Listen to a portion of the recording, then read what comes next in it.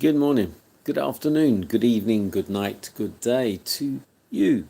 Depending where you are in the world, I'm here live in London doing the nighttime devotion from the devotional conflict and courage. The title today, Asa trusted God. 2 Chronicles 14 verse 11.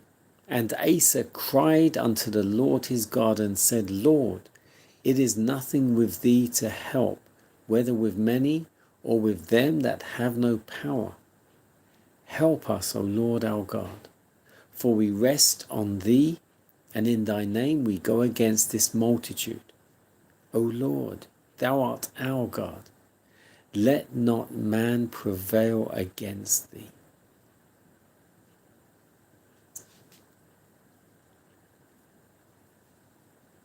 The faith of Asa was put to a severe test when Zerah the Ethiopian, with an host of 1,300 chariots, invaded his kingdom.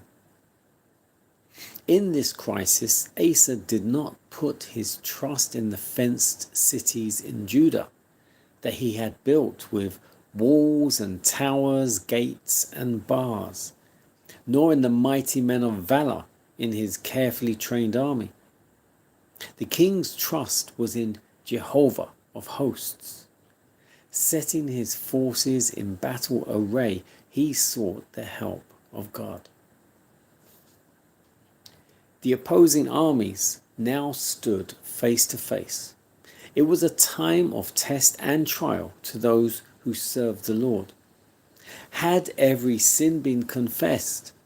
Had the men of Judah full confidence in God's power to deliver? Such thoughts as these were in the minds of the leaders.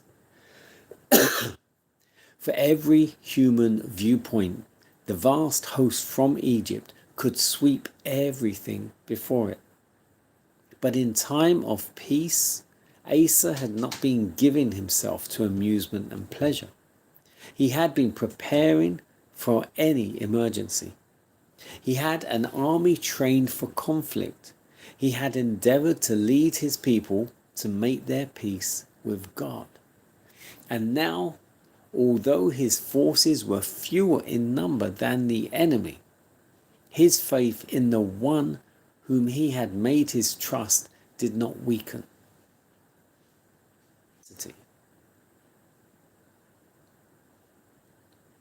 His petitions showed that he was not a stranger to God's wonderful power.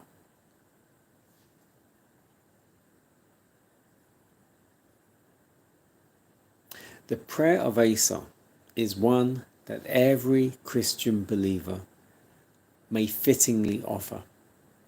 In life's conflict, we must meet evil agencies that have arrayed themselves against the right. Our hope is not in man, but in the living God. With full assurance of faith, we may expect that he will unite his omnipotence with the efforts of human instrumentalities for the glory of his name. Clad with the armor of his righteousness, we may gain the victory over every foe.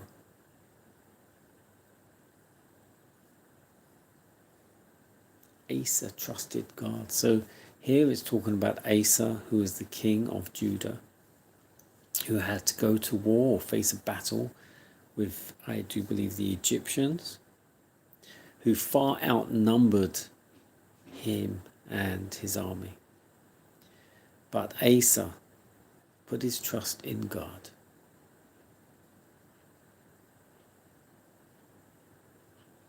He put his trust in God because it was Zerah the Ethiopian, with his thousands of thousands and 300 chariots.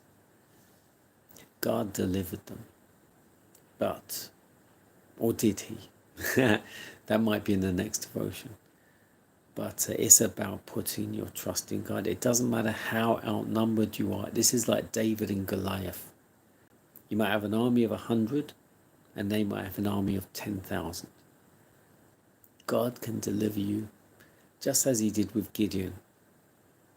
With Gideon, there was 300 men against the thousands and thousands, and God delivered them. And if we also put our trust in God, he will deliver us also.